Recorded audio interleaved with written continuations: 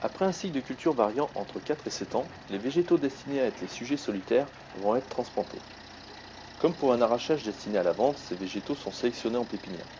Ils sont ensuite arrachés et conditionnés pour ne pas abîmer le houblier.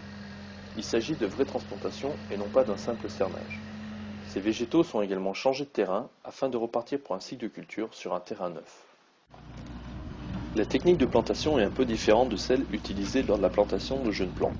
Si le piquetage pour l'emplacement des sujets sur la parcelle reste le même, la préparation du sol est différente.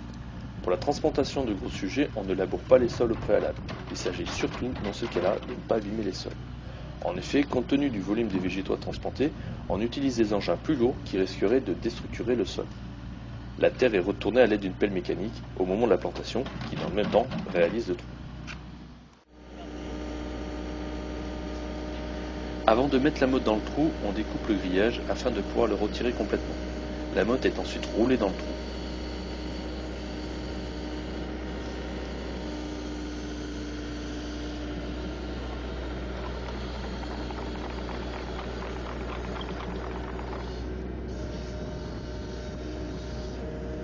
L'écartement entre les sujets est contrôlé à l'aide d'une pige.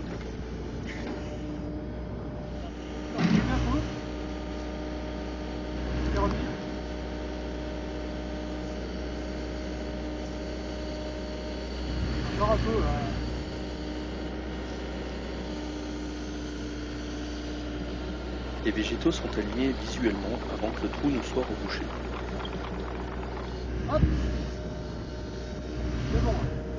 Nous faisons un apport de fumure au moment de la plantation.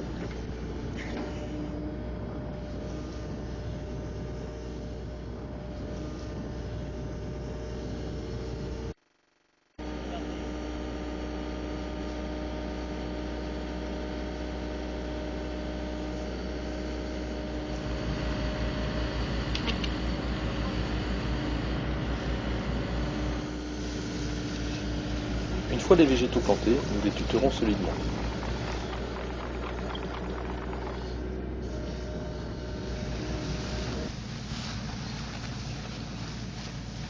Les troncs sont alors protégés du tuteur par un taquet en toile de jute.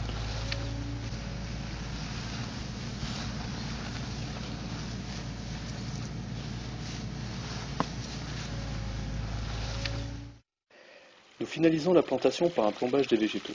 À l'aide d'une citerne, nous apportons une très grande quantité d'eau par arbre. Cet apport a deux buts. Le premier est de tasser la terre afin d'éviter la présence de poches d'air autour des racines. Le deuxième est d'humecter la motte afin que les racines puissent se développer plus rapidement.